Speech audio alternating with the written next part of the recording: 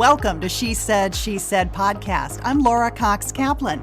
I've spent my entire career as an advocate, connector, problem solver, and master communicator at the highest levels of government and corporate America.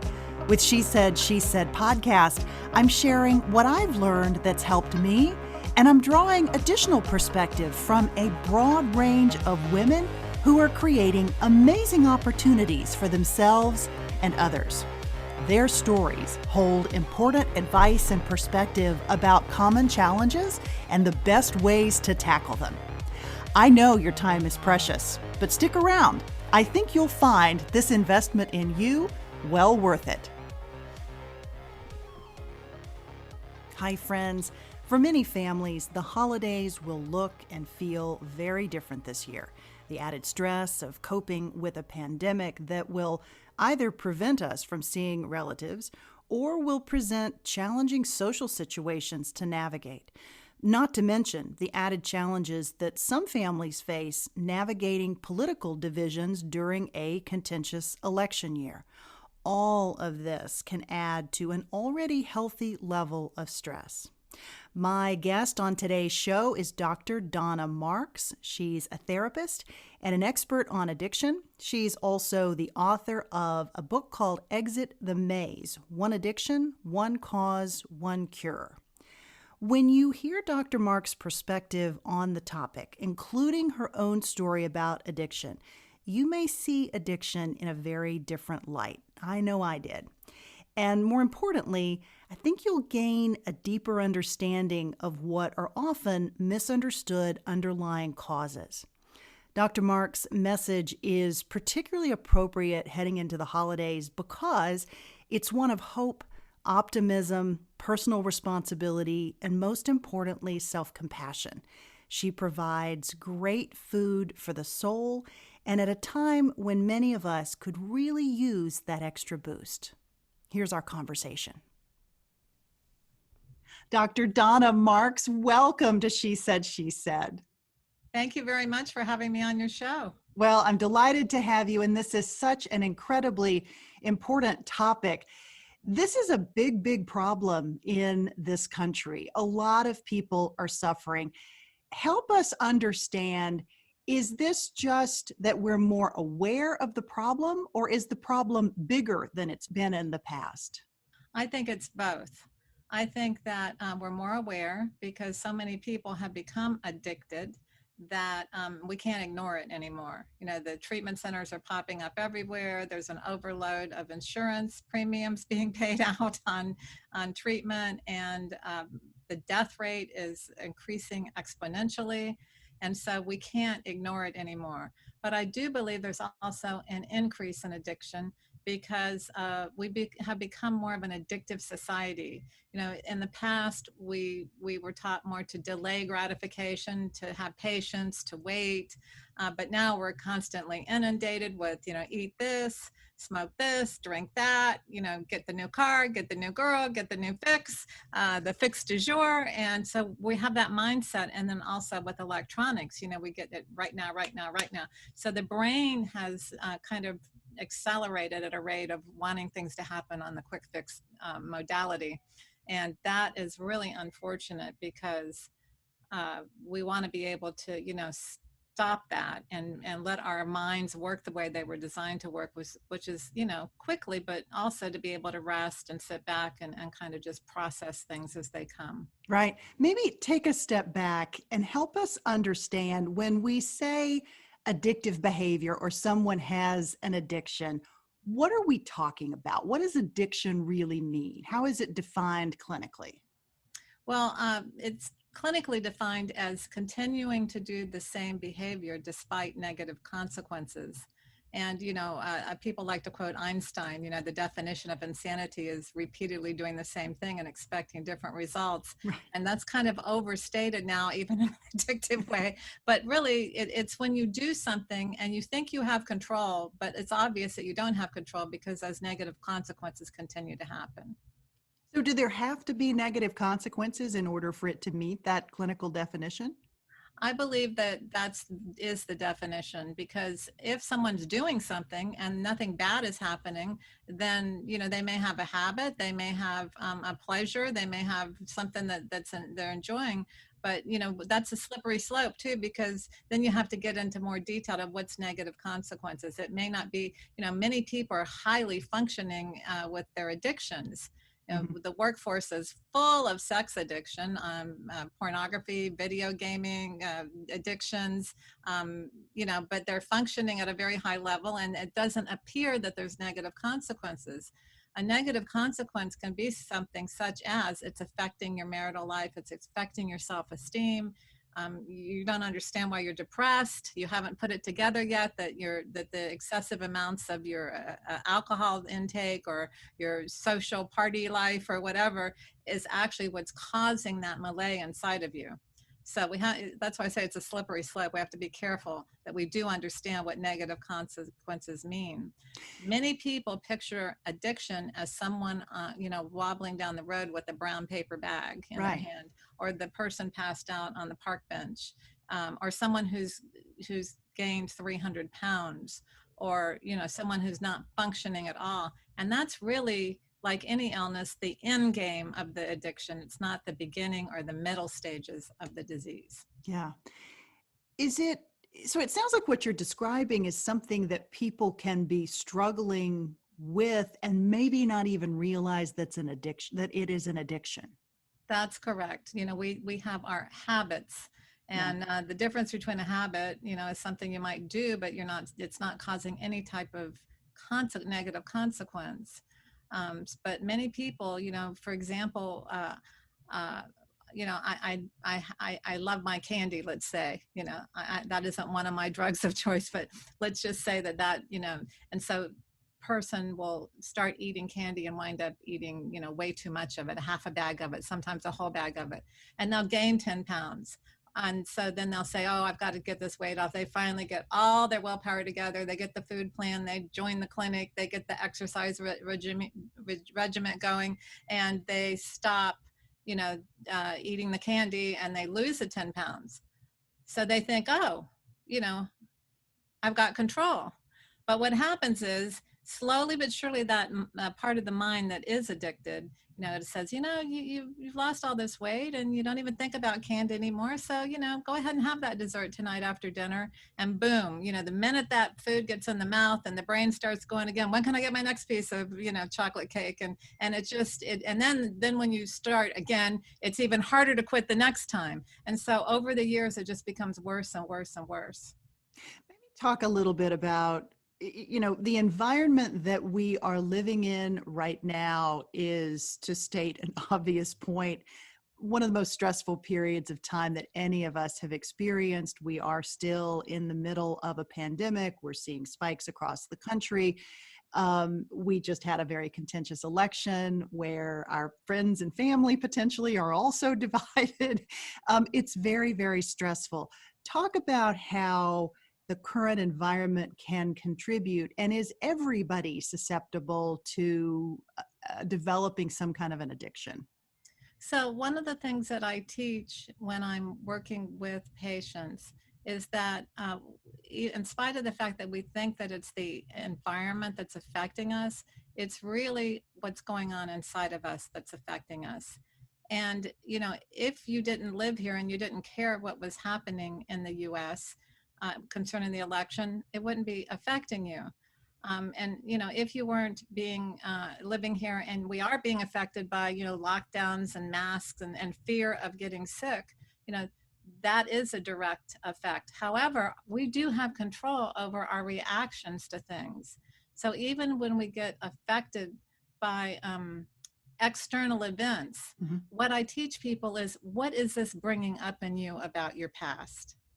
Because the most important person that's ever going to take care of you is yourself. We can't be relying on the world and the government and all that means, good and bad.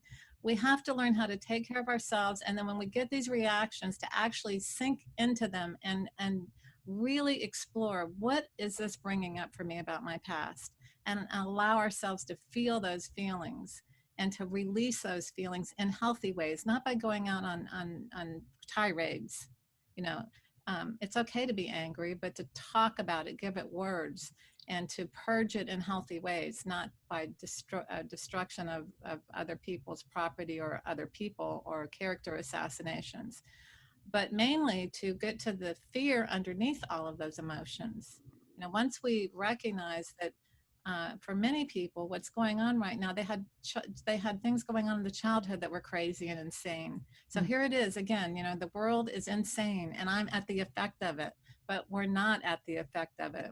We can learn how to be observers of all that what's going on. It doesn't mean we deny the reality. It doesn't mean we deny the truth. It doesn't mean we just slough it off and la la la la. It just means that we decide to react to it in a mature manner. And a mature manner means we feel our feelings about it and we allow them to be processed and neutralized. And then we can stand from the place of being observers rather than reactors. Yeah.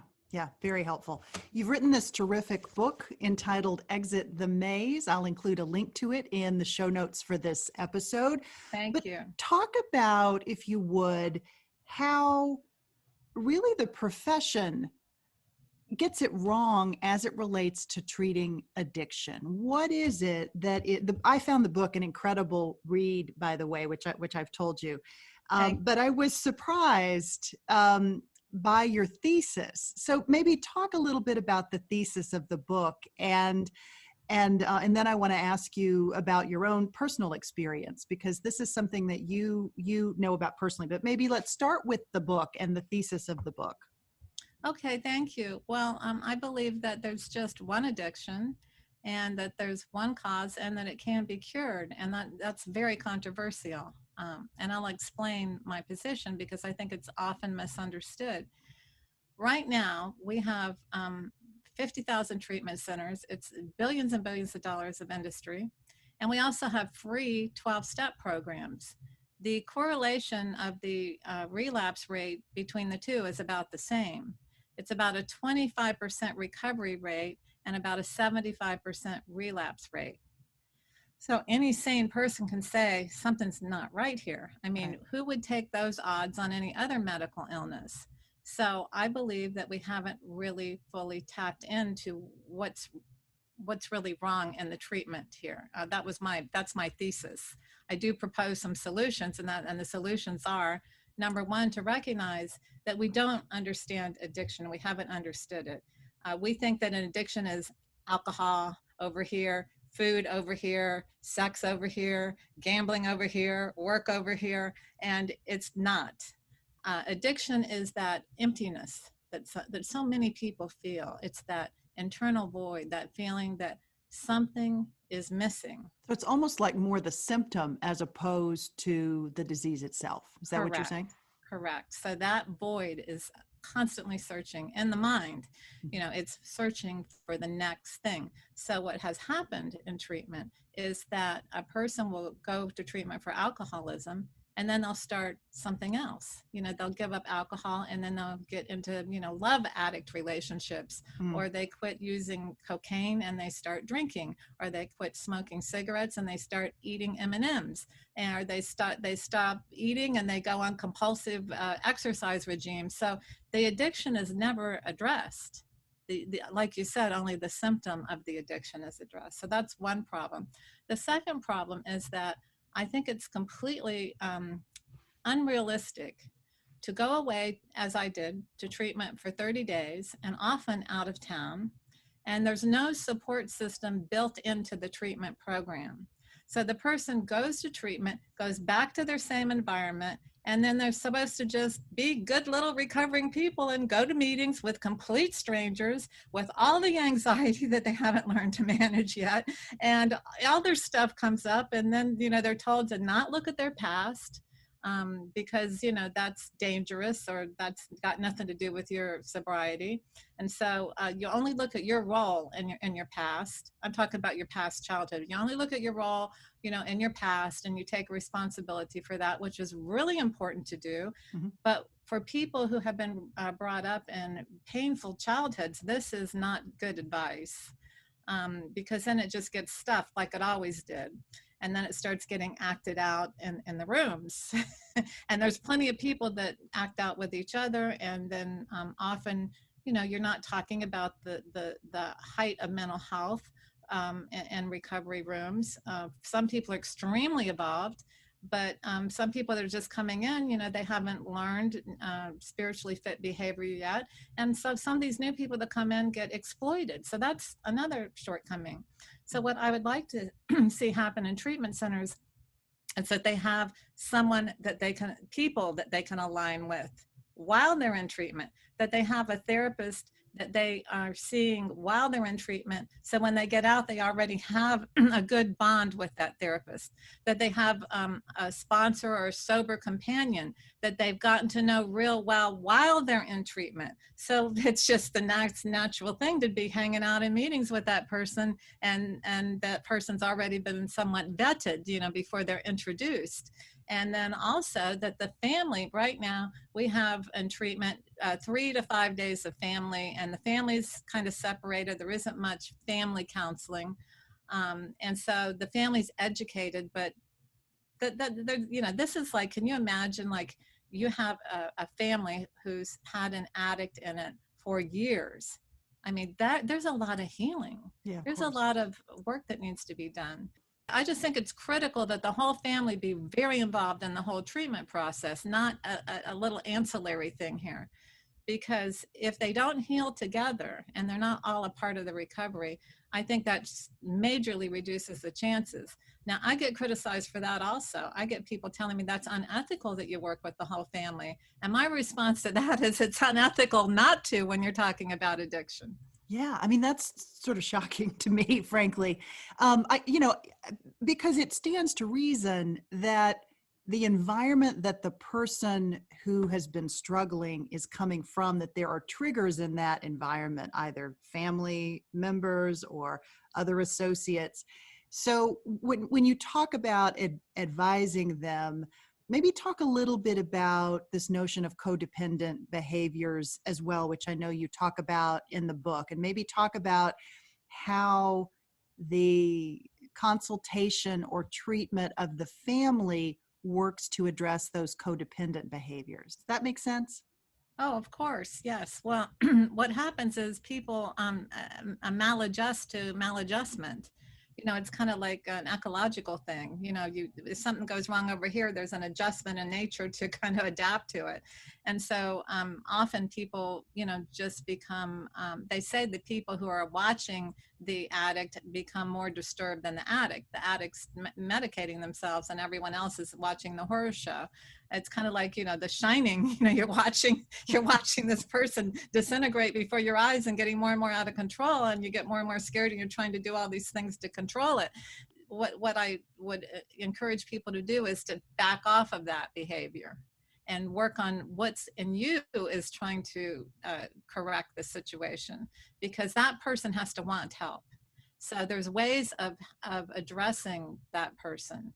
You can address that person with trying to control them, threatening them, anger, on all kinds of ways, or you can be straight up and honest and give specific examples of your concerns, but do that from a place of love and care and concern. And so it's all about how you're communicating. And so in family therapy, it's still all about how you're communicating. To talk about the wounds, to talk about things that have gone wrong, how you want to see the relationship change, how you visualize a relationship, making sure that those visions are lined up on the same page, and then teaching people how to communicate and move through the blocks that are preventing that from happening. Yeah. Donna, maybe talk a bit about your own personal story and your own journey in addressing your addiction. You talk a bit about that in the book, but maybe share with us how your suffering really became the impetus for your career and working to help others. Maybe talk a bit about that if you would. Sure. So I was born into addiction, and I would just remember having a lot of pain in childhood to the point I didn't want to be here on the planet. I didn't realize that was an unnatural response to family life. And, but I did have this sense of a connection to some kind of force. And I would get these messages like, it's not your fault. that when I would get abused, it's not your fault. And so that was, I think, saved me quite a bit. But things did get worse throughout my teens, and I did go into a major depression and a suicidal attempt. I tried running away from home. I was very troubled, and at the time there wasn't much help available, nor did we really understand what we do now about how to raise children. One of the points I want to make, it's so important. I don't blame my parents at all. I'm totally all about being the kind of daughter, that they would want me to be now, rather than what they did wrong. Because there's such a lack of understanding. So let's take, we can't blame anybody or anything for addiction. I don't want to do that. There's reasons why people become addicted, but it doesn't do any good to blame. And this is what I was talking about earlier with facing the truth, but without the blame. So anyhow, I was very troubled. I got married to get out of my house and had a child when I was 16 years old, divorced at 18. And so part of me is going off on directions of, off the rails. And then there's still that other part of me that's like, you can do better than this, go to school, make something of yourself. And I always thought I would be a therapist. My friends used to confide in me. My family confided in me. So that was my dream. And so I did struggle and went through school, got married and divorced. And that's when I hit an emotional bottom, and I went to 30-day treatment program out of town, came back, had a very hard time acclimating into the recovery programs. And so I got tons of therapy, all these workshops, all the Gestalt therapy, then I get certified Gestalt therapy, a hypnosis, and get certified in hypnosis. And it just went on and on and on, and the spiritual quest all over the planet. And after 20 years of that, I really didn't feel much better than when I first got sober. In fact, in some ways, I felt less integrated. I felt more lost, and that void was even stronger, because now, my addiction had switched around so much, I didn't really know who I was or what was going on, other than I was not drinking and drugging. I'd quit smoking and et cetera, et cetera. After a surgery, I was given some pain medication. I think that was the beginning of my relapse. I wasn't abusing it, but it did affect my thinking. And I got divorced again, and I have I'd been married to 3 different people, had 3 children, and I'm in therapy, by the way, with someone who was a wonderful therapist but didn't understand addiction. I wound up relapsing after 23 years, saying, nothing has worked for me, so I might as well just have a good time. So that lasted for a while, and then I actually, had a call to reckoning one night, and was like screaming at God, what have I done wrong? I've tried so hard to be a good person, to get better, and blah blah blah. And I got a very clear message that time, like, it's, Donna, it's not me that doesn't love you. You don't love yourself. And bang, that reality of, oh my God, everything that I've done has just been another addiction. Go here, do this, do that, and not really know how to love myself. Because I had, those of us that have been in these kinds of childhoods, we don't know how. We don't know what it means to take care of ourselves. We hear it all the time. You got to love yourself. You got to take care of yourself. But what does that actually mean? Right. So I really analyzed that. And I had been a student of A Course in Miracles for a long time, which is learning how to choose love over fear. And I really started breaking that down. It takes thought. It takes contemplation. It takes teaching myself as if I were a little tiny girl. I have to actually teach myself, no, it's probably not a good idea to go play with that person because they don't really have your best interests at heart. Or no, you probably shouldn't stay up till 3 o'clock in the morning watching scary movies because you might have bad dreams. Or yeah, it's probably a good idea for you to take a nap today because you're having a hard time functioning. Or maybe, 1 cup of coffee is enough, not 10, just this kind of, I actually started writing down ways to love yourself, including in the morning, and getting up and thanking God for the day and thanking God at night. And I kind of took a lot of tools that I had learned from so many different things that I had done, but I actually started implementing them on a minute-to-minute basis. So what happened is I started getting happier and happier and more joyous. And I started teaching patients how to really love themselves. And we, when that happened, it wasn't about the addiction anymore. Like Mm. people just started kind of like letting me know, like, oh, by the way, I quit smoking because I realized that my lungs are important. Like they're a beautiful, vital organ in my body. And by the way, this is stuff we should teach children Right. from their moments of understanding. Like the reason we don't want to eat this or the reason we don't want to do that is because your body is so important and so precious. It's such a valuable thing. And so when we start teaching that early on, when a child sees other people smoke and they say, here, come have a cigarette, come have a joint, come have a drink, they'll be going, I don't think I want to put that in my body. Or even if they do, they're going to feel so good about themselves. They're going to say, oh, I don't like the way this makes me feel. I don't like coughing. I don't like feeling out of control. So it's going to have the opposite effect that it does for those of us that have that emptiness inside. And also, it feels good, feels good to escape that emptiness and to get that substitute for love. Yeah, I mean that's an amazing story. You talk about setting that example for children, even in situations where, and especially in situations where they're not being abused, where they're in loving homes. But, there is such, and we talked about this at the beginning of the conversation, there is such an inclination toward popping a pill for anything that ails you. And the diagnosis of ADHD and related behaviors in children is literally off the charts. How do we teach kids, recognizing that sometimes that medication is absolutely necessary, but how do we teach kids that self-control, both the self-love and also the self-control at the same time when they're children? I think this is a big, big struggle for parents right now. Right.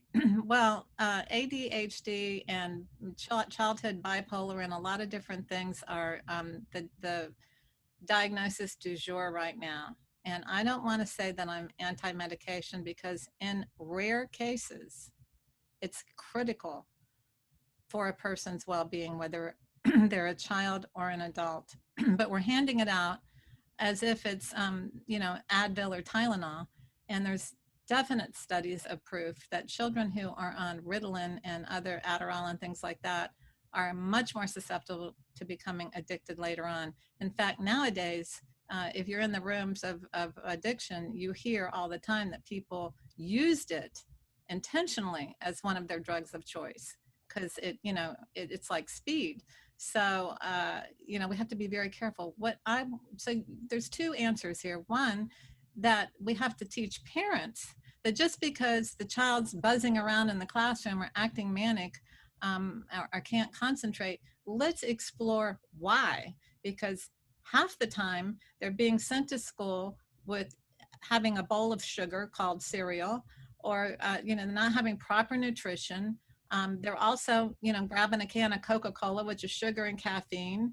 The parents aren't teaching them that, no, this is not what your body needs, especially when you go to school. It needs nutritious food so that that brain can work, and they explain that these organs in the body.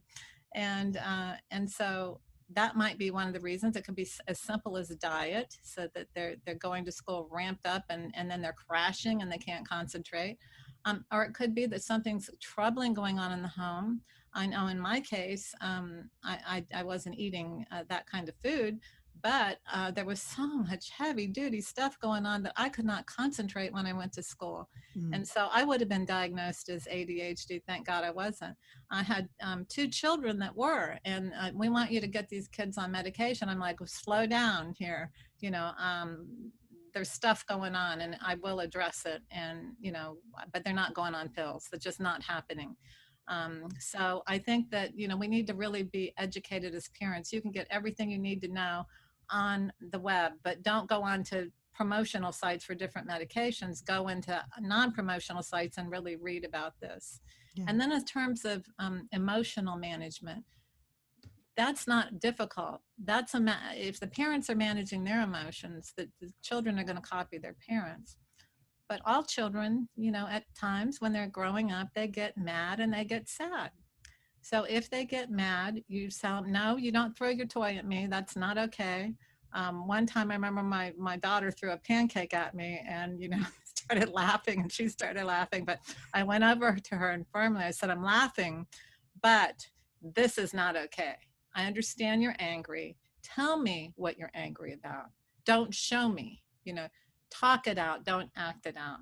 And so that's what we want to teach children, to talk about their anger, but to do it in a kind and loving way, which is much harder to do when you're angry, by the way. But if it Yeah. becomes a natural discipline, it's not so hard. And then when you're sad, cry, feel the sorrow, feel the sadness. We have tears for two reasons: to cleanse our eyes and to cleanse our hearts. So when we're allowing that to come out, oxytocin's released in the brain and you feel better. You don't hang on to that pain, because otherwise, as you grow up, you wind up carrying around buckets of those teardrops that you didn't cry, and it weighs you down. Yeah. Maybe talk a little bit about, we've touched on the current environment and the current stress level for someone who has suffered trauma. This type of stress can be very excruciating. It can be excruciating even if you haven't suffered trauma, but maybe some advice for ways that a person can kind of hold it together, or things that you can do right now to recenter yourself, things that are working for you and working for your patients. Right. So the first thing is to take care of yourself. I'm committed to taking care of myself no matter what happens here. And to be able to do what I suggested earlier, when you find yourself really getting ramped up in a reaction, consider the possibility. And of course, you're concerned about what's going on in the country, but but consider the possibility that this is kicking up something about your past, and just allow yourself to kind of take some time out, turn off the TV, turn off the radio, close your eyes. What is this? Is there any connection here? Does this president or this incoming president or these Congress people, does this remind me of anyone or anything in my past? And see what happens. And if it does, it might be a good idea to get a therapist and talk about that, or to talk about it, with a friend, or to even do some journaling. Just embrace those emotions so that you can get rid of them, because it's normal to have responses to situations, but strong reactions are always about the past. Mm. Somebody bumps into you in the grocery store, you know, you might get annoyed. If they apologize, you say no problem. But if you had somebody as a child that constantly pushed you around, and somebody bumps you into the grocery store, you're not going to be mildly annoyed. You're going to be outraged. That's the difference. So people that are experiencing that type of outrage right now, I guarantee you there's something in the past that's anchored to. And you want to deal with that, because that's not affecting the presidents, that's affecting your serenity. And so we are in charge of our own well-being. You are the most important person you will ever care about. You are the most important person you will ever love. You are the most important person you will ever respect. How about advice for navigating the holidays, even though they are likely to look very different from what they have in the past? Maybe that simplifies it for some people, I don't know. But to the extent that people will be together to some degree over the upcoming holidays, maybe advice for navigating what can be very challenging when people have strong differences of opinion and have also sort of been through a traumatic situation. Yes. So if you're talking about the possibility of what are you talking about? Like the possibility of talking about politics during the holidays, of Yeah, I think family, or politics is probably a ripe one, even though, okay. like I said, I mean, many people are not able to gather. Our family is not able to gather for Thanksgiving. And then, of course, the, Hanukkah and the Christmas holidays, it's unclear what those look like or going to look like. But to the extent that people are getting together and they have family members or friends who have different points of view, maybe navigating those gatherings in a way that preserves your sanity and frame of mind, if you will. So if people have the skills to be able to listen to totally opposing points of view, and this isn't just politics, it's been going on for a long time. It's usually religion and politics. Right. To just listen. But you can't do that if you're in that reactive mode. You cannot do it, because you get flooded. You get flooded, and you're wrong and I'm right, and no, you're wrong and I'm right. And so if you cannot do that, if you are not there, it's okay, but just having a pact. This is Hanukkah, this is Christmas, this is Thanksgiving. Let's focus on what we are grateful for and thankful for. And let's kind of take those topics off the table. And I would even suggest that you have those agreements before you get together with people. Like, we want to get together, we want to have people over, or we want to come over. Um, you know, do you have a policy on discussing politics right now? Because, we just don't want to go there right now. Or whatever the case may be, so that you're not caught in those situations that just ruin the whole day, because you're better off setting up social events where you're going to feel comfortable. So that's one thing. But as a family and as a whole, we have become so accustomed that things have to be perfect.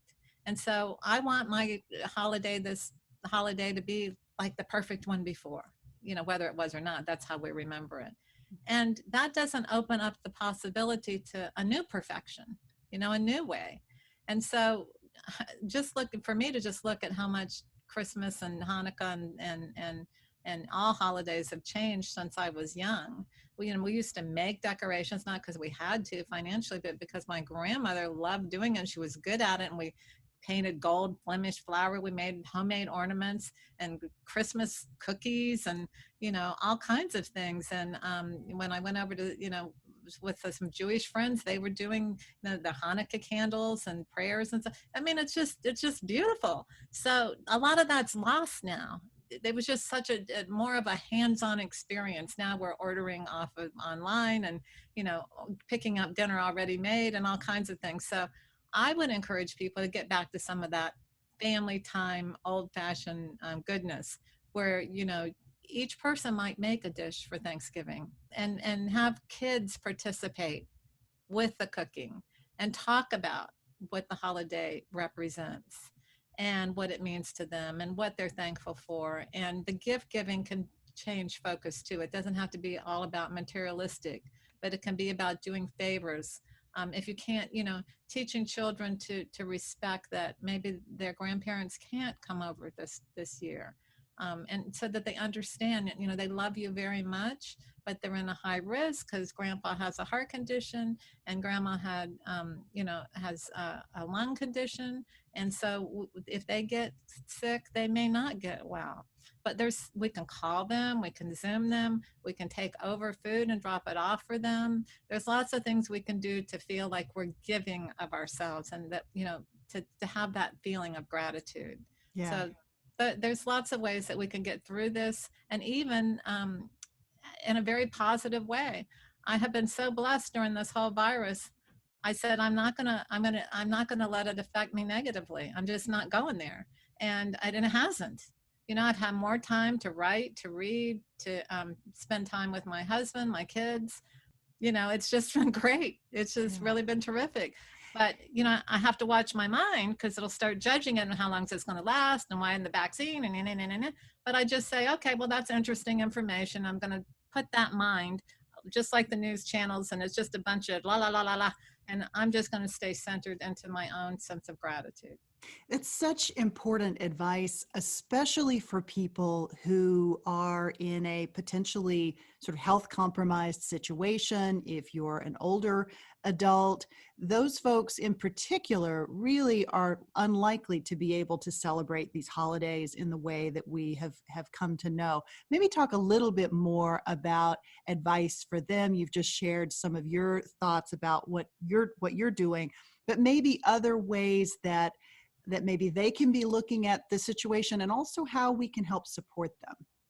Yes. So for the people that are compromised, first of all, to not make them feel guilty or bad, to respect that this is what they need to do to feel safe. And like I said earlier, you are the most important person to ever take care of yourself. And if you don't feel safe going out for the holidays or anywhere else for that matter, there's nothing wrong with that. You're keeping your stress level at a minimum will keep your health at a maximum. So, to help the family members accept that and understand that. And when you're communicating that you're not going to your family, tell them we're going to really miss you. We love you so much. Let's set up a Zoom meeting And then also, the family members can call the elderly and say, what can we do for you? This is a holiday. What can we do for you? And can we pick up groceries for you? Can, rather than just have them delivered, can we bring you some Thanksgiving food, or a holiday meal, whatever the case may be, to keep that sense of connection. And maybe, why don't we call each other every day or every couple of days? Add a little extra thing on there, and kind of, just as if we would be going shopping together or spending time together. We can still do that. It just has to change form. But mainly ask them, what can we do for you? What do you need from us that we could help you through this? Because we know it's going to be hard for you to be alone, to be at home, but I don't want you to feel lonely, and I want to be there to support you and help you. So what can I do? Yeah, it's really, really great advice. Donna, as you look back on your career and on this terrific book that you've written, which again, the title is Exit the Maze, One Addiction, One Cause, One Cure. What's the impact that you hope to have had? Well, my mission is to save as many millions of lives as possible. And I don't think that's going to happen through having a war on addiction. The only thing that ever happens in wars is that people get killed. What I'd like to see happen is that it become a part of our consciousness, that each one of us is a beautiful, important, valuable human being, and that we raise children to believe that about themselves, so that the thought of putting toxins in their body, nicotine and drugs and trans fats and unhealthy things, that's the number one cause of unnatural deaths, because those toxins are what cause the heart disease, the lung disease, the kidney disease, the brain diseases, etc. So if we teach children how important they are, and not just through words, but the way we treat them, and then we role model that behavior for themselves, we won't have to fight addiction. It just will be unnatural to be addicted. So I think that, that's my mission, is to really help raise the consciousness about addiction. It's not that person here at the other extreme. It's a progressive illness. And just like cancer, don't wait until you have a big old lump coming out of your chest before you go to the doctor. Take care of yourself and educate yourself. Because if you wait until you have stage 4 cancer, you're in real trouble. But if you could see signs and symptoms like blackouts, or unmanageable weight control issues, struggling your whole life, and that you're you can't stop doing the electronics, or whatever the case may be, if you can recognize that that's not healthy behavior and learn alternatives, like kids used to do the cool things like play with dough and color. But even as adults, we can go for walks, we can watch the sunrise, we can read our favorite book, we can listen to our favorite music. There's so many things to do. Once we shift our consciousness to that quick fix, and to know, I want to grow into, who am I? I'm here, I have a reason and a purpose and a mission. And so I want to feel good about myself, and I want to feel that I'm here to share and receive love and to fulfill my purpose. That's why we're all here. We're not here to self-destruct, and we're not here to destroy each other. We're here to share and receive love. So once we shift from self-destruction, fear-based anger and guilt, into healing ourselves and raising children who love themselves so much that they don't want to hurt themselves, then the addiction there won't be a war. It will just be something that we did back in the 1900s and 2000s. Yeah. Donna, thank you so much. Really, really appreciate you being here. Again, Dr. Donna Marks. The book is called Exit the Maze, One Addiction, One Cause, One Cure. Really appreciate you joining me today. Thank you. Friends, for more information on Dr. Donna Marks, her website is drdonnamarks.com. I've included a link in the show notes for this episode, episode 128. And I've also included a link to her terrific book entitled Exit the Maze, One Addiction, One Cause, One Cure. And also, friends, if you're enjoying She Said podcast, I could really use your help. If you have an extra minute and you happen to be listening to us on iTunes, please click review and give us 5 stars. And if you have an extra minute, include some nice feedback. I love hearing from you, and I truly, truly appreciate the fact that you've joined us and that you already send me such great feedback and input. I really, really appreciate it. Those reviews on iTunes, by the way, help us move She Said podcast up the charts, and that helps others to find this content more easily. But of course, another way folks can find us is if you share us with them. There are lots of ways to do that, including a quick screenshot of the episode. If you're listening on your phone, you can share it to your Instagram stories or to Reels. I would be incredibly grateful. And finally, whatever your plans are this holiday, I wish you and your loved ones safety and love and time together, even if it's over Zoom or FaceTime with those who are unable to gather this year. Take care, and I'll see you next time.